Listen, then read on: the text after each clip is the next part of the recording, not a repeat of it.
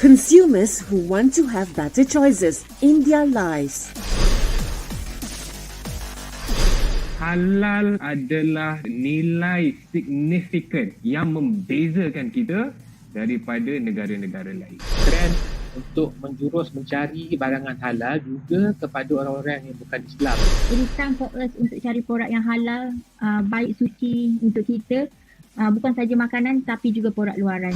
Masyarakat lebih celik lah tentang kehadiran ubat ataupun saliman halal ni. Adakah masanya untuk kita memperkasakan CJ halal di Malaysia di kala pandemik ini? Stories that tell and explain. More information on Kinihalal.com.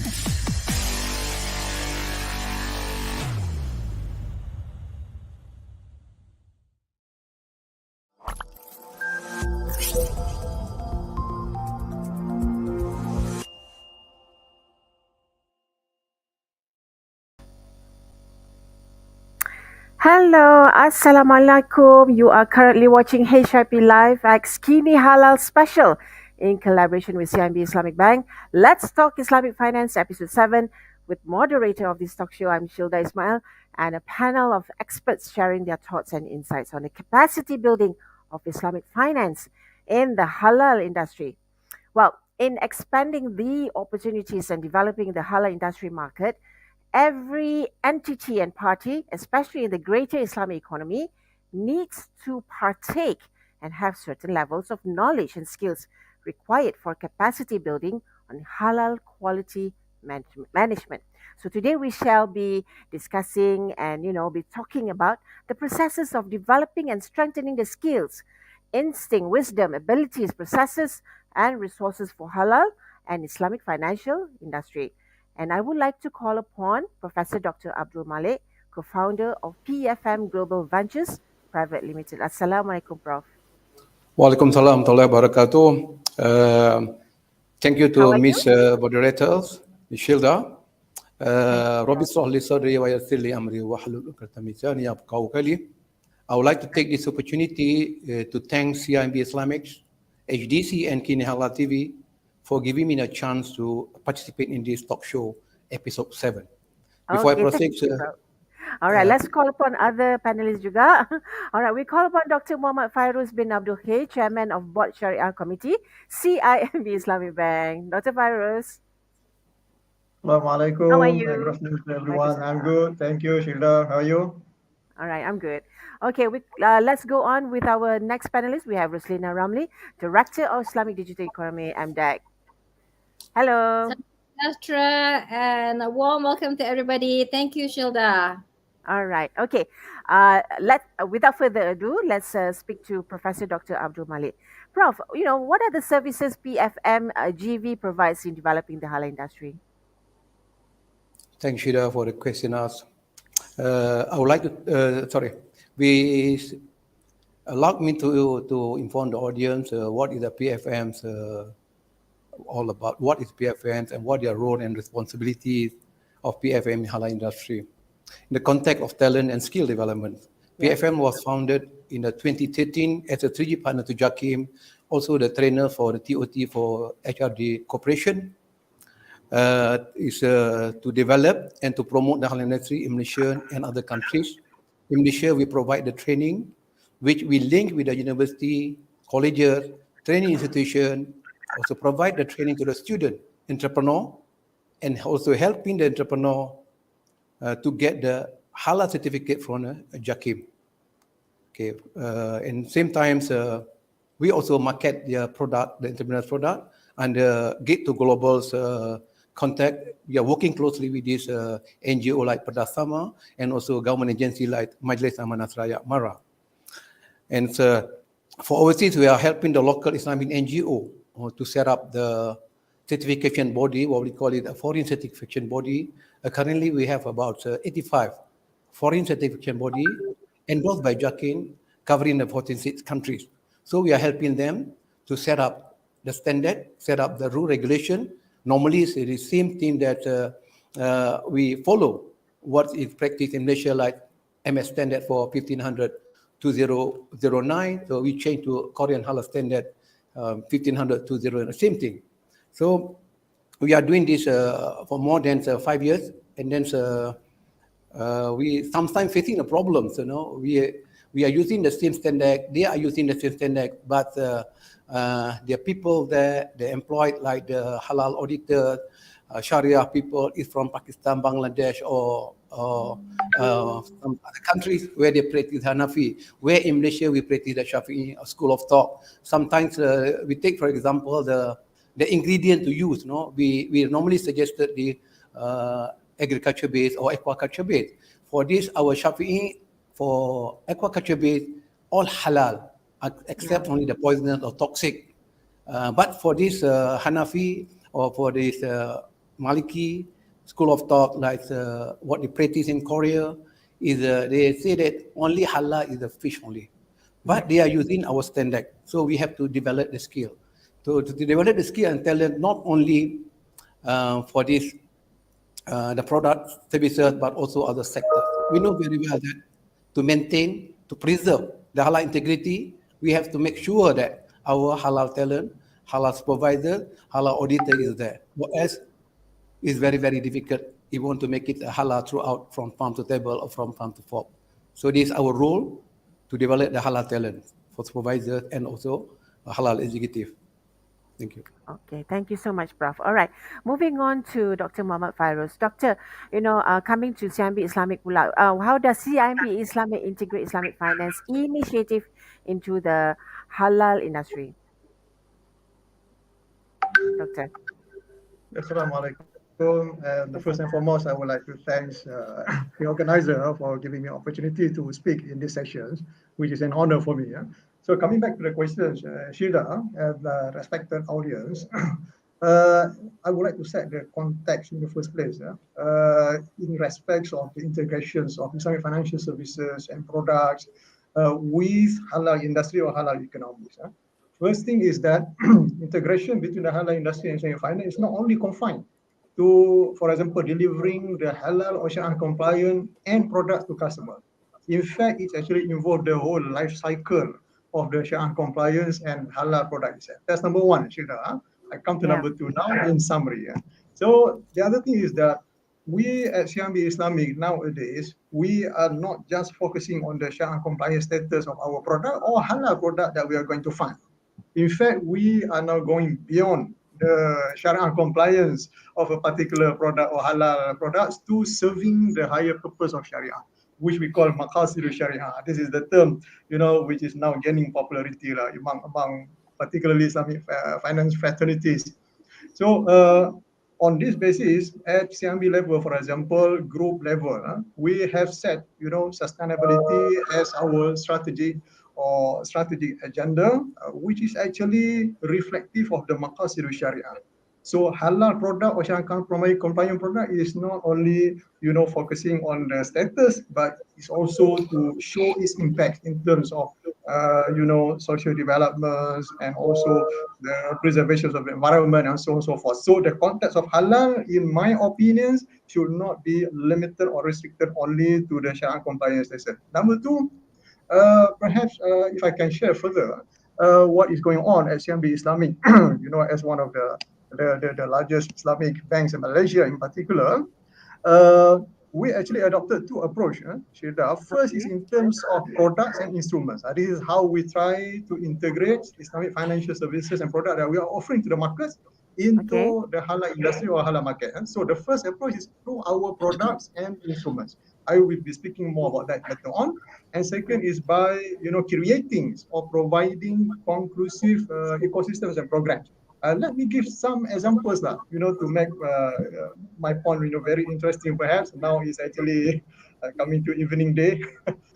All right, if I can share, Syilda, at CIMB Islamic, we have introduced one instrument called Sustainable Link Financing, SLF.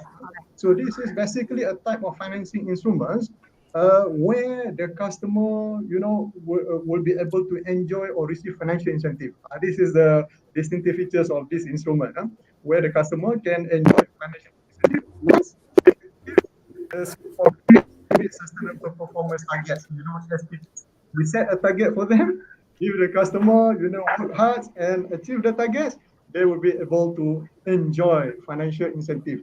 So interestingly, Syilda, so Yeah. CIMB Islamic has allocated quite a huge fund for this initiative. Actually, beginning from 1st January to 31st December 2024. There's a 3 billion ringgit fund for this financial incentive to be granted to the eligible customer. But I would like to share some of the examples of the performance sustainable performance target. Amongst others are like reduction in greenhouse, percent of electricity reduction. These are all related to the sustainability agenda at CIMB, which are reflective of the Maqasid Shariah. That's why I'm saying we are going beyond the Shariah compliance and the halal. Halal is not only to just focus on the product itself, but we have to have a broader, understanding of halal. Maybe I can share the next one, okay, that is going on at CIMB. Recently, Yeah. for example, CIMB has signed MOU with Bursa Malaysia on financing for ESG, Oh, okay. environmental, That's a very and popular government. word now. Yeah. Okay, go ahead, Doctor. Uh, can I continue? Yeah. Go ahead. Okay, sure. All right. Refer to Thank your you, Syilda, MOU. for Yeah. giving me more time. Yeah. All right. That's in short. So this one is actually we offer to the customers or to our clients sustainable finance offerings for Malaysian public listed companies. This is Okay. actually to enable them to improve their sustainability performance and ratings. So that eventually, Syilda, they can be Yeah. included in the index that can, give them a better rating. So this is very interesting in the current context, Syilda. And the next one, we also have a suku. Talking about suku, nobody can forget CIMB lah, Syilda. Yeah. Ruslina is very aware of suku. It's Yeah. a I think subject matter also. is very well now with suku insurance and whatnot, because it was the debt Yeah. market, that market hit previously. I think. And now coming back to the green suku, so CIMB for this particular suku, which was recently issued by Synergis C Berhad, so this is Yeah. actually the sustainable energy subsidiary of Khazanah Nasional Berhad. So interestingly, this sukuk was issued in line with SRI sukuk framework issued by the Okay. Institute of Malaysia. So what I'm trying to share here is that CIMB was the sole Shariah advisor for this sukuk. Sometimes or in many cases when there was a sukuk issuance, there will be joint Shariah advisors and joint arrangers. But for this one, it is very distinguished for CIMB because we were the only sole Shariah advisors and we were the only sole principal advisors as well as sole lead arranger. And maybe I come to the second approach, which is creating conducive ecosystems and programs to actually facilitate and encourage halal industry. So what we've been doing so far at CIMB Islamic is that we provide a program called Halal Biz Ready for SME. Right, so this is actually a program which is intended to to help and to assist the halal businesses to become actually compatible, and to more important is to fulfill the requirements of halal certification. It's not just about halal businesses, but we are going beyond that to assist them to fulfill or be in line with the requirements of the halal certification. At the end of the program, there will be halal certified, not just halal product, but they themselves as company will be halal certified. So under that, we have a number of initiatives like CIMB Halal Corridor. And interestingly, we also provide under this program halal certification advisory and training, where we collaborate with our strategic partners, Syilda. Actually, to do this or to make it as a success story, we need to go on synergy. We synergize with Yes. potential partners, like for halal certification advisory and training.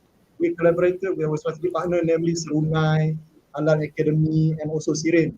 And we also have, other than that, which is Halal Development Program, where we collaborate with, the well-known HDC, Halal Development Yeah. Corporation. Inshallah. Inshallah. I think that is actually the introduction to what and our initiative to integrate, Islamic financial institutions and products into the halal market and halal economy, inshallah. Yeah, I like the word integrate, but I think also, Doctor, you mentioned synergistically, we have to also, like I say, we have to also partners with many companies in order to integrate and synergize within the halal industry. Not just integrate, but synergize within the ecosystem. Okay, speaking on ecosystem, we cannot neglect digitalization. So we're going to speak to Roslina. Roslina, so what are the, as part of this halal digitalization journey, how has MDEC integrate or synergize, the initiative to strengthen the Malaysia's Islamic finance or probably Islamic fintech in this halal ecosystem, Roslina? Roslina will be taking this, talking a lot of this. Go ahead, Roslina. Okay. So first up, thank you to our organizers, CIMB Islamic and also Kinihalal, for this opportunity given to MDEC. I think to set the stage in terms of our discussions for digitalization, allow me to explain apa sebenarnya, what we're trying to do, right? So let's start with the Islamic economy. So Islamic economy comprised of three main pillars, which is Islamic finance, and that is a 4 trillion industry end of 2021. That's one. Second pillar is halal market. And the statistics boost Malaysian market share is it represents close to about 8% of the total GDP. And halal exports currently represents close to about 36.3 billion. So there is another pillar that we are also monitoring, which is the lifestyle. So as you know, our Gen Zs and the millennials are the ones that's taking to technology like fish sticks to water, so it's like, it's almost instantaneous to the young millennials, how digitalization has actually evolved in support of their daily activities, how they interact with their friends, the types of products and the services that they choose is going to drive what actually goes into the finance sector as well as the halal market. So what is the digitalization of these key sectors? So under Islamic finance, so the digitalization is Islamic fintech. So alhamdulillah, we've done quite well, MDEC, within our ecosystem in support of profiling successful onboarding. So, we are speaking to the top 3 Islamic banks, CIMB Islamic being one of them, Bank Islam as well as Maybank Islamic. And we're slowly speaking to the other Islamic banks within our existing ecosystem, not only in Malaysia, but also overseas to see how we can export Malaysia's success stories in growing our digitalization journey and providing market access to our Malaysian tech companies. So that's under Islamic finance. So what does digitalization of the halal economy? So that's about integrating tech solutions. So kiranya dulu, if you take 4-5 bulan for you to get secure your JAKIM certification, within 2 weeks my tech solution can come to already, and that's all through the e-certification process. And then you've got IoT, Internet of Things, sensors. How can we use dashboards to further monitor the halal assurance? So we've got tech companies that are actually offering all these solutions, and I'm going to share with you some of the success stories, which includes, health assurance for McDonald's in Malaysia. There are 350 branches. How are our tech solutions actually helping support halal integration of digitalization and further elevating our ecosystem to international space? Back to you, Syilda. Okay, interesting. Tapi we kena cerita juga part of the Roslina's aspiration also getting the halal insurance management in halal integrated platform. But we'll be speaking that later on HIP. How we revolutionize in the halal industry. And back to orang kata orang lama dalam halal. Professor, perhaps you can also tell us, one of the components in capacity building is talent and also skills, kan? So how PFM Global Ventures reshape this halal industry? How do we elevate the halal talents ni supaya it can be marketed or exported to internationally? Go ahead, Prof. Thanks, Shida. PM invested in human capital development. A lot we focus on human capital development because we know pretty well there is highly demand for these halal talents locally and overseas. We are partnering with the universities, colleges. Now we are not alone, and then with the training institution in developing halal talents, halal expert, halal professional. All these talents are highly demanding locally and then also globally. Like I mentioned earlier, that we have 85 foreign CB worldwide, endorsed by JAKIM. For sure, They want a halal talent from Malaysia because they copy, duplicate exactly what we are Malaysian standard for food, like MS 1500, MS 2200 for cosmetic, beauty care, MS 2400 for logistics supply chain. They copy exactly whatever standard we have. So it's good for us. Okay, like what we are doing in Korea. Korea and the Korean Halal Authority, KHA. I'm developing the Korean Halal Authority, working closely with them. So they want is a halal. They want a halal advisor, Shariah people, and then also a halal board. At the same time to the TIDA, Taiwan, and then also Nippon Halal Association in Japan. On my side, we are not only developing the halal talents, but also we are also the consulting. Consulting like we are doing this setting out the halal park. Say, I'm working closely with the Qatar Chamber of Commerce in setting up pelabuhan halal port, bukan pork, babi, halal pelabuhan halal in the Doha, Qatar. So because they also refer to Malaysia. Every country, they give priority to Malaysia, and we are referred to Malaysia. So it's a chances, it's a big market for us, and then also we can export the halal talent. Like in Japan, they required about 5-6 of these halal slaughtermen or working in the abattoir, and the pay is very high, about 10,000 US, working only 4 days, 4 hours a day. So this is something that we are developing. So we are not alone. So we are working closely with the higher institution and also with this NGO. Some I was just came back from the Australia, Melbourne. They require also the slaughtermen from Malaysia. They don't want to have some slaughtermen from Bangladeshi or from India. They prefer to have, because it's some issue arrived in Australia before. They use this Bangladeshi slaughtermen there. So for local, if we refer to this MS 1500 2009, this spell out clearly that any certification, JAKIN certification company, when they want to apply, they must make sure that they attend the classes, halal awareness program at least. And then we know pretty well that halal awareness is very, very important, because we cannot take for granted that we as Muslim that we do everything on halal. Maybe we know only certain sama sertu, or maybe on the abattoir, on the slaughtering, but we do not know about the ingredient to be used, the flavoring, the preserve ingredient to be used, the additional one. We do not know whether it's from animal based or plant based or organic based or chemical based. We do not know. So when we learn about halal, at least on the halal awareness program, they know very well, or this one cannot, because all the while we talk halal is associated only the porcine, pig, pork, porcine, or wine, but they don't know beyond that. They don't know beyond that. It's more than pork, porcine. So on the cleanliness side, that we have the mesti, makanan selamat tanggungjawab industry or HACCP or GMP. So they have to learn.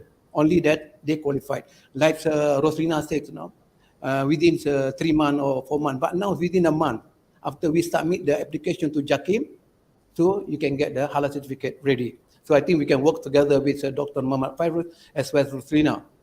So I believe that with my experience and also the contact that we have, so we know pretty well.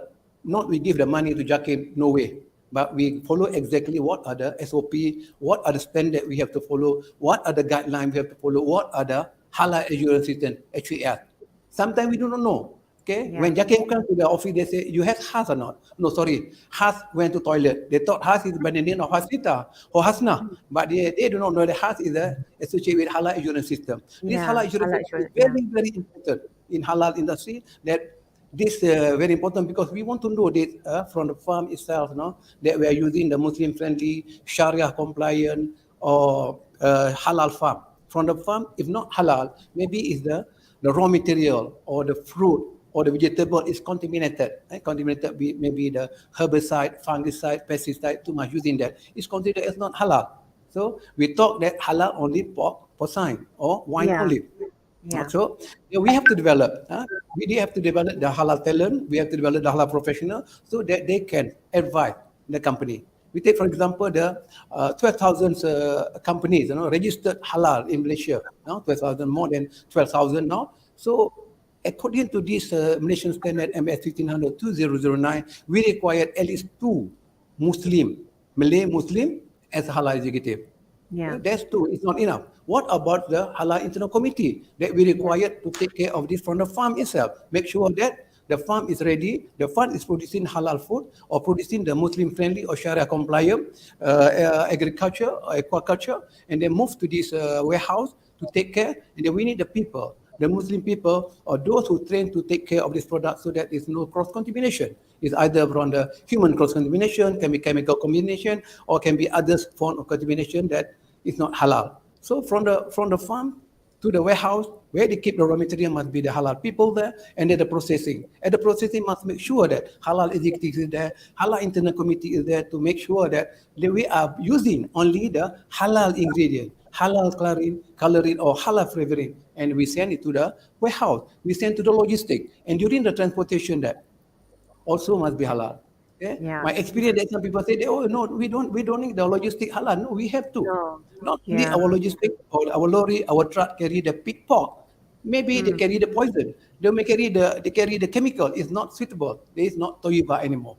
I think Yeah. this is a lot of area that we can develop the talent in the halal industry. I believe there's a big market and a big big market, a big opportunity for this keboleh pasaran, or especially the graduate, So I Yeah. work closely with this, a few universities that to market that. Even though they have already graduate and degree that, but sometimes they don't know also what is the requirement. Even though they are Muslims, so they have to attend the class, halal insurance system, they have to attend halal awareness program, halal industry program, or even halal executive program. It's the highest level of executive. Thank you. Prof, before we say about developing the halal professionals and also halal talent, we have to look into the branding of halal professionals and halal talents. Enough of saying that, okay, halal executive ni, okay, hanya sembelih saja. No, it's more than that. So the awareness and also heightening the branding of the halal executive harus diperluaskan lagi. Like you say, the keboleh pasaran tu should be heightened more, perhaps coming from HDC, coming from even CIMB Islamic, coming from MDAC, and even coming from a company like PFM Global, right? Okay, moving on to Dr. coming from CIMB Islamic. What has CIMB invested in the halal industry? Like I mentioned, maybe branding juga. Is there any funding projects for CIMB related to green or ethical projects? Doctor.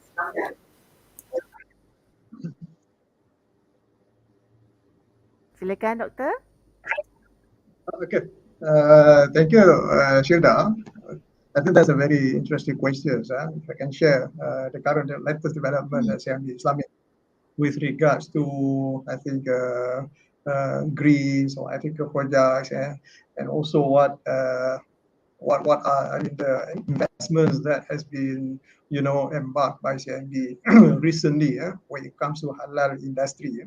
So, sorry, Prof. Malik, if you can allow me to borrow your halal word, the word halal, to actually incorporate it into, my discussions on Islamic finance. Actually, for Islamic finance, we sometimes use, the word Shariah compliance and not halal, but actually they are almost the same. So for this one, I'm using the word halal.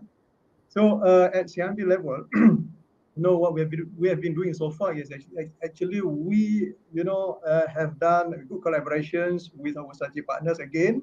It's a form of synergy with WWF and also Chinese association collaborations. So when we talk about investments in the halal industry from Islamic finance perspective, I would have my own opinions.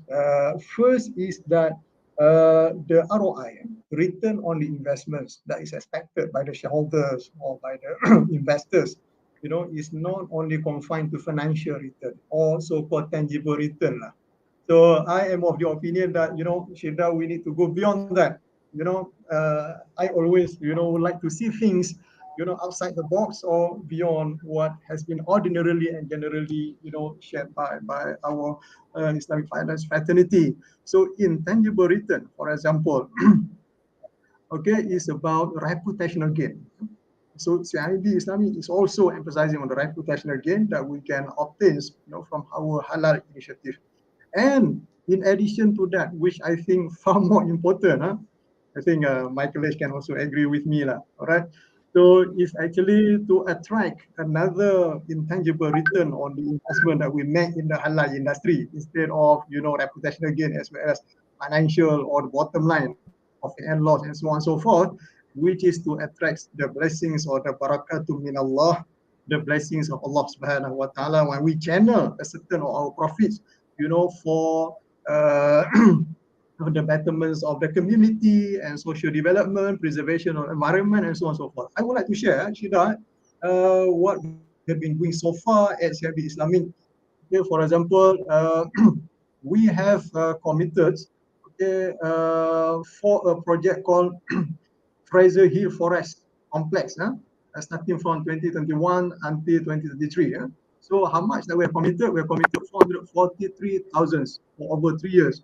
So this project is actually intended to protect the complex from various threats, improve forest management, and support endemic flora species, identification to provide science-based recommendation for conversion, and others. And on top of that, we also embark on other projects, which is also sustainability in nature, sustainable rice farming in Bak Kelahan. So where we have committed 201,000 to introduce and train farmers for a system called SRI, System of Rice Intensification Technique and Best Marketing. So this is actually an initiative what we do to equip the farmers with knowledge, latest technology, and so on. Actually, what is interesting, if I can share further, we at CIMB Islamic, since 2008, we have already offered to the market a saving account, Shariah compliant saving account, halal saving account, which we call Eco Safe Eye saving account. This is actually, it's a very beautiful name, I believe, Eco Safe Eye saving account. So since 2008, what we've been doing with this account is that any amounts that we receive from this account will be utilized for giving financing to eligible customers. So out of the total average portfolio balance of the financing portfolio, every year we will allocate 0.2% for to be utilized for green projects. So this 0.2% will be pooled in a fund, and that fund will be fully utilized for green projects. And interestingly, now CIMB groups, at group level, when we're talking about CIMB group, so we are at group level lah. Kita actually try to push this initiative as default saving accounts. Maknanya, if new opening of accounts is there, then we will offer first the EcoSafe Eye saving account. So we prioritize that particular saving accounts to mobilize more fund, and more financing can be extended to the eligible customer, and more profit will be received by CIMB Islamic. From there, the 0.2% will be channeled for green projects. So if I can share further on a number of green projects that we have embarked so far, is like Ulu Muda conservations, where dekat Kedah, where we have committed, quite huge amount of money, 900,000 ringgit to invest in our natural capital by conducting the following projects, of which the first is assessing biological diversity of the Ulu Muda forest and developing economic justification through that sustainable financial mechanisms. And we also have, a project called Taman Tugu Adoptions of Park Elements, where we committed also a huge amount, 900,000 ringgit. This is actually for conservation and rehabilitation, as well as preservation and operation of the Taman Tugu park. And then the other initiative that we have done so far with regard to green and ethical investments are like CIMB Green Banking Initiative, and also Green Kitchen Challenge. So these are the investments that we have ventured into in order to support the Halal initiative. Of course, as I've said earlier on, we are emphasizing more on the sustainability initiative or agenda, because that is our group strategy, which in actual fact in line with the Maqasidul Shariah pun. Kan selama ni as Islamic finance evolve over time kan, kita focus more on the product. Okay, we have diversified opinions of whether this structure is Sharia compliant ataupun tidak kan.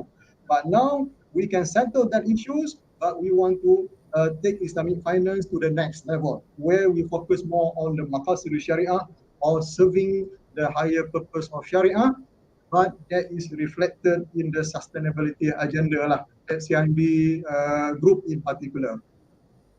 Thank you. Okay, thank you so much, Doctor, for your very, very elaborative efforts coming from CIMB Islamic. Going on to MDEC, Roslina, okay, what's next on the cards? It's capacity building important, especially when adopting to new technologies in Islamic fintech, etc. Go ahead, Roslina.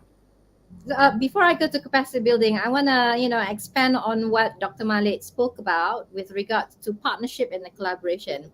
So as you know, there's only so much the government can do. It's the cohesive collaboration that we have together with our private sector industry players. It's what will actually move the needle in support of solidifying Malaysia's global value proposition, not only for Islamic fintech but also for halal. So collaborations dengan, for example, CIMB Islamic, we've got existing collaborations with Halal Development Corp as well. And I like to give a shout out to the Halal Integrated Platform. So Alhamdulillah, they have onboarded a few of our tech companies, one being Kinihalal, which they brought also all the way to Australia in support of exploring market access and opportunities to our tech companies. So Kinihalal does e-certification.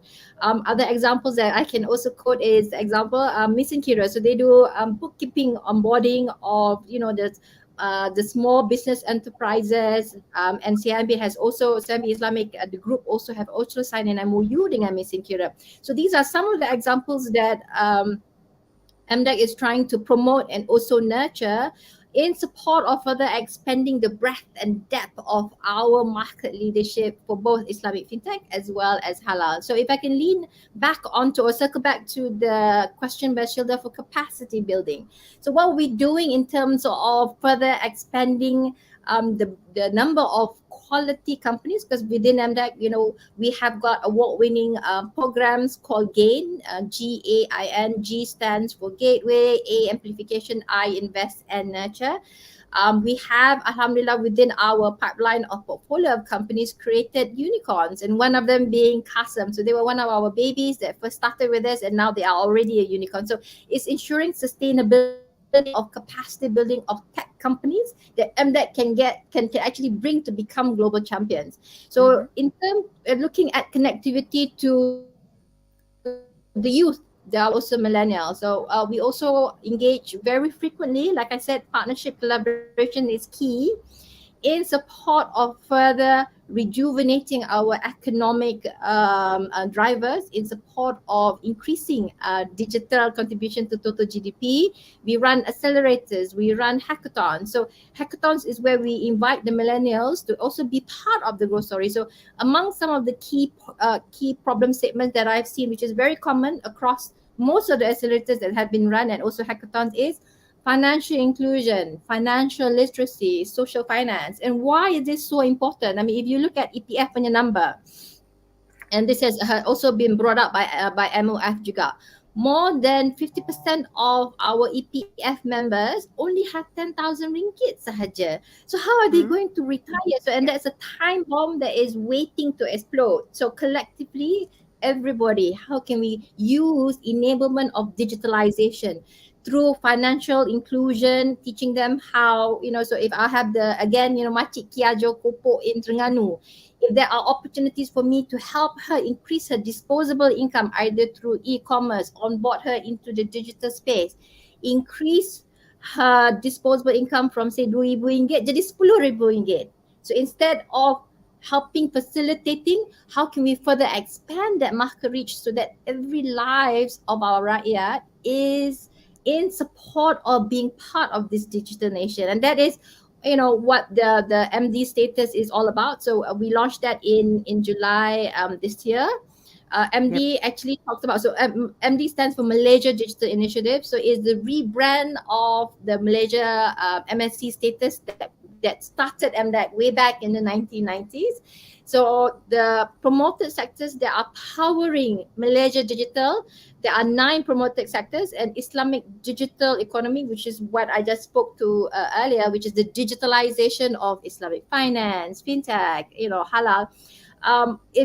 It's going to become that growth driver in support of further helping the economic rejuvenate back to, in support of further increasing job creations, revenue, export market. So we're looking at all the specific economic multiplier effect, because as a government agencies we need to ensure that all the programs that MDEC run, and we run quite a lot, more than 50 programs within MDEC, feel free to browse through our website. We've got Malaysia Tech Entrepreneur Program, which looks at attracting the best talents from across the world, which is a 1-year and also a 5-year pass for founders to actually, be part of our ecosystem. And because Malaysia is already a market leader for Islamic finance, Islamic fintech, we are also known globally as a halal leader as well in support of creating market traction. A lot of the giants of the world are wanting to be part of our ecosystem, and that helps generate economic activities in terms of, like I said earlier, job creations, FDIs and things like that. So we are looking to see how we can further strengthen the partnership and collaborations across all the various government agencies and also ministries. Okay, thank you, Roslina. All right, moving on to Professor Dr. Abdul Malik. For coming from your company itself, what are the best ways for the, entity to engage with the public in developing the halal industry? Let's talk about what Roslina has mentioned, the growth driver. Go ahead, Prof. Currently for PFM Global Ventures, I can categorize these in 3 sections that we are embarked. One is the training, certification, and also for this consulting work. Yeah. These 3 sections, so for local as well as for the overseas. For local also, we have to do the training for them, and then we have to do the certification for them. So, and then also we consult them. So for local also, we also consulting in developing this halal park, in 2 states. Hopefully by this, after the elections, we are going to launch it or take off, because I'm promoting a lot of this halal park, especially the MSTEC halal park or Penang halal park. There's already no more Penang halal park, so we hope that other state that bordering with Penang to have the halal park there. At the same time, that we have also this in Kelantan and then also Pahang Halal Park. They call it under PKNP, Perbankan Kemajuan Negeri Pahang. Hopefully, based after the election. So on my side, I'm not only on this training consulting, but also I also try to arrange the financing for them, Islamic financing or from overseas financing, say for example from Turkey and from Saudi Arabia. So we go for a complete package. Not I ignore that Dr. Fairooz CIMB Islamic. So we are going to work together with Dr. Fairooz also on Islamic. Like Dr. Fairooz mentioned about Muslim friendly or Shariah compliant. I know very well what he said is a halal, all Islamic is halal. But what I'm referring is that Islamic friendly, Muslim friendly, Sharia compliant is that for the sector or the business that we do not have any standard in place, no Malaysian standard yet. Say for example, the standard for the animal feed. Currently we cannot call it a halal animal feed, or we don't have the standard for the farm, halal farm, but we don't have the standard for the halal farm, this one fertilizer. A lot of people come to me and then say that I want the halal fertilizer. So can you endorse? Seeing that I'm the president for Persatuan's Global Import-Export Halal product, Malaysia Halal product, we can endorse that as a Muslim friendly or Sharia compliant only, not on the Sharia side or not on the Halal side, like what Mr. Fairooz mentioned just now. But I managed to endorse one farm in Korea. We're working closely with the Korean Halal Authority, KHA. So we endorse as one farm as a halal farm. They produce this apple and grape. All the product produced, apple grape, is taken up by Saudi Arabia. They give upfront money first. So I booked this. So I want the product as halal. So how big, you know very well that this is very, very important. If we can endorse the halal fund, halal fertilizer, or even the coming is the halal test kit, COVID-19 test kit. There is a demand for halal COVID-19 test kit, but we cannot do it here. But I suggest to my friends in China, so they managed to get from the Shandong Islamic Association to endorse as halal. So is there already marketed in Malaysia, the COVID-19? Yeah, already marketed in Malaysia under the halal logo from the Shenzhen, and then also I'm working with this NGO group in Ulaanbaatar, to set up the halal in Mongolia. And then the other one also working closely with this NGO in Shenzhen to make it halal certification body, and also in Guangxi, 3 coming in a pipeline that we are to develop, not only on training, certifications or local, but also we also participate for the overseas, and then collaborate with it. Like in Doha, Qatar, we work closely with the Qatar Chamber of Commerce to set up the halal port, halal airport. So also in the pipeline, but due to this COVID-19, we stopped the project for the time being. Same thing to China, that we still cannot go, the border still closed. If the border opens, so we are going to have another, hopefully by next year, we have 2 or 3 certification body as the certifier and endorsed by JAKIM. So that is overseas and also locals. For this halal park, I think we can work with the Dr. Fairooz as well as the Roslina MDEC for this digital technology, modern technology to be embedded in this halal park. I hope to make them one day so that I can have a good proposal submitted to this the state and then also the ministry on this project. Okay.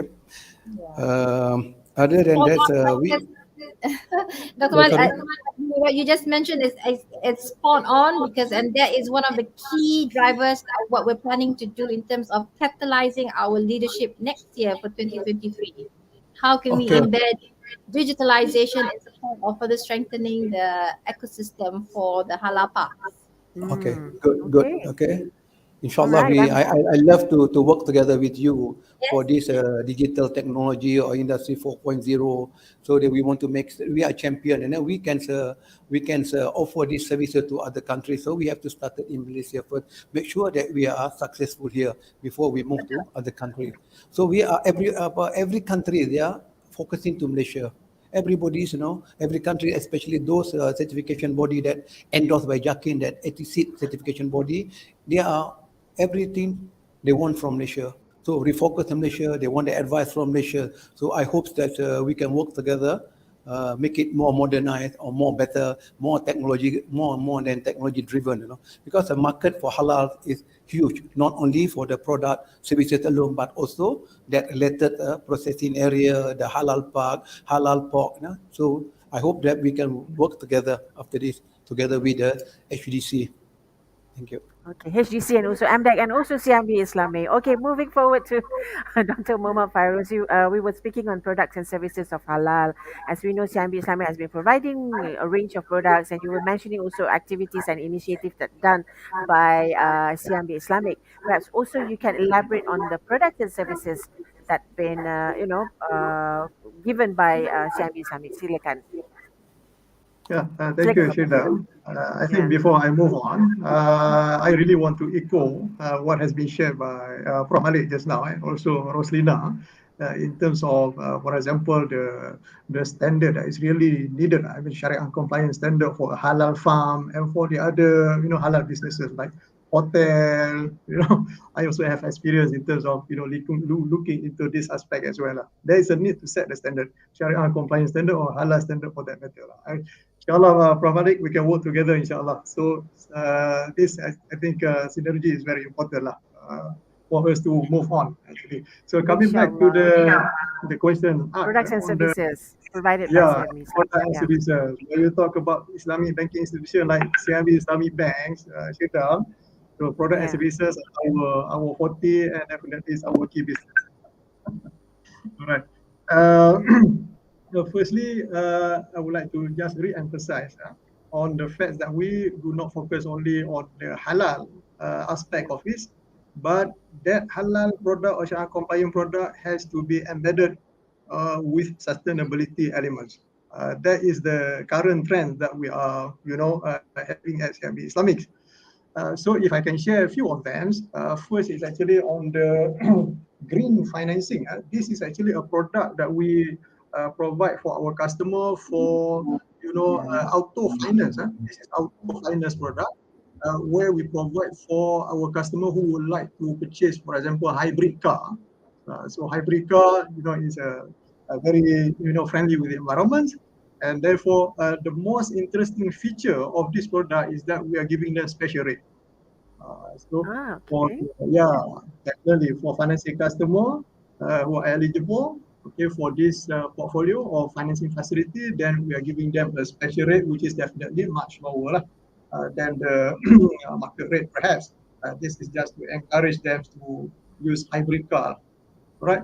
And then what is interesting about this product is that it's in terms of the portfolio. If I can share further, Syilda, where actually if you look into the accounts that we are currently having for this particular product, we have, for example, 3,352 accounts. For this particular green financing or auto finance product. And then this is actually the exposure of this portfolio is much higher or more than the conventional exposure. So it's not to say that we are competing and so on. Anyway, at CIMB Islamic Bank, we are adopting, Islamic first. So when the customer comes, we offer Islamic first, right?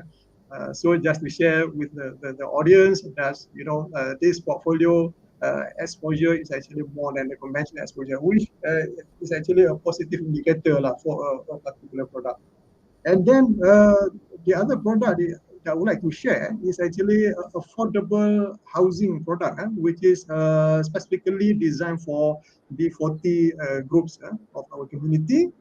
And this actually includes first-time home financing and also Prima, as well as Bank Negara punya funds for affordable housing programs. So we can see that, we really focus on the sustainability where we actually focus on the underserved or unbankable, segments of the community. And maybe the last one is actually another product that we have is in terms of green buildings, which is also for B40 groups. And for these products, we also provide a preferential rate for green residential homes. So now you can see it's all about green. It's all about greens. So our products is designed specifically to, for this group of people by giving them preferential rates or special rate, I would say, which is also lower than the market rates. This is to encourage them to go for green residential homes. So I think for these three products, they are very, attractive and quite a huge number of takers of these products. It's just a matter of time that we need to do more marketing, in order to, promote the products or market the products. Okay. All right. Thank you so much, Dr. Fairooz. I'm afraid we have been discussing almost 1 hour. So this will be the last question to Roslina. And now this is a very interesting question. How do we attract Gen Z and millennials to support capacity building, Roslina? Okay, so I mentioned earlier in terms of the hackathons. So I was judging over the weekend for PNB and Jewel punya hackathon, which look at, again, social finance and financial inclusion. And I am so at awe with the solutions and innovations that are coming out for them. So there was this gentleman by the name of Ami, ko tak silap, daripada Seremban, and he did it alone in coming up in terms of ASB punya academy. How can we inculcate values of education? Because as you know, a lot of, as much as we say that, we are technology savvy, tapi actually kebanyakan most of our family members find technology to be a bit daunting because they're not really sure is it going to be like a scheme that I'm not going to understand and things like that, right? And of course it doesn't help that there is also a lot of issues with regard to spam of investments that are not doing so well. People get caught in terms of penipuan and things like that, right, for investment. So ensuring ethical approach in terms of dissemination of information to support financial literacy and financial inclusion. And I think it's so key. And that's how we want to onboard our millennials, right? To teach them how do they manage their cash flows, how do you even create your retirement fund. And the key to actually to have a successful nest is all about starting early, because you have the compounding effect in terms of your profits to help you. So even though you're sleeping, your money is making money for you. So invest in all these digital platforms that have been approved by Bank Negara and SC. Don't just simply choose any platform. I think a lot of them were caught up with cryptocurrencies, but look at where the price is now, right? So stick the ones that are safe, invest in gold, your ASB, your tabung haji, because you will be guaranteed a safe return. It may not be a lot because we're currently in a global recession phase, but at least your capital will be somewhat protected, and then slowly you would eventually get there. So that's on the capacity building. So I know we're running time, and I like to just do one pitch. So if I can bring everybody's attention in terms of how do we elevate Malaysia's global value proposition and make it mainstream international market. So I like to throw this idea. And Dr. Malik has spoke about our pots, our investment parks. So if we can create enablement of digitalization, make the halal ecosystem so thriving with a community of tech companies, and I've got so many, I like to give a shout out to a few right now. So we've got Serunai Commerce, and they are one of the market movers. They have actually onboarded more than 3 million SKUs. They are collaborating with 50,000 corporates, and they are doing, alhamdulillah, really, really good. So apart from HIP, so HIP Halal Integrated Platform, so not only do they onboard manufacturers of halal producers, halal products, they also try to look at matchmaking them with potential buyers, and the buyers not necessarily be in Malaysia, it could be anywhere in the world. And that is some of the value propositions which is really, really key in support of providing market access to our halal products. You also have got Sini Sana, which is a tech company out in Kuching that looks at traceability, and traceability is key in further strengthening halal value proposition. So if the giants of the world, your pharmaceutical, your cosmetics, your F&B beverage, the minute they think about halal, actually I can come into Malaysia, right? Because the ecosystem is already thriving. There would be incentives to promote them to come in. So how can we create that ecosystem together? Because like I said, MDEC, we can't do this alone. We need the support of Halal Development Corp, CIMB, as well as Global Ventures in actually crystallizing some of these initiatives together, all in support of promoting Malaysia to be number one for halal as well as Islamic fintech. Okay, that was the key point from Rosina. All right, that's all we have for today's show for today. Thank you so much, Professor Dr. Abdul Malik, Dr. Mohamed, Fairooz, and also Rosina for being here and giving your insights and also wisdom. And inshallah, we'll be looking forward to see each other face to face. Okay, that's all we have for this session. Thank you so much for taking out your time, to be with us in this episode. Do stay tuned for more updates on Kinihalal and HIP Live. And for that, I'm Syilda Ismail. Assalamualaikum. Thank you. Thank you. Assalamualaikum. Consumers who want to have better choices in their lives. Halal adalah nilai signifikan yang membezakan kita daripada negara-negara lain. Trend untuk menjurus mencari barangan halal juga kepada orang-orang yang bukan Islam. Jadi time for us untuk cari produk yang halal, baik suci untuk kita, bukan saja makanan tapi juga produk luaran. Masyarakat lebih celik lah tentang kehadiran ubat ataupun saliman halal ni. Adakah masanya untuk kita memperkasakan CIMB halal di Malaysia di kala pandemik ini? Stories that tell and explain. More information on kinihalal.com.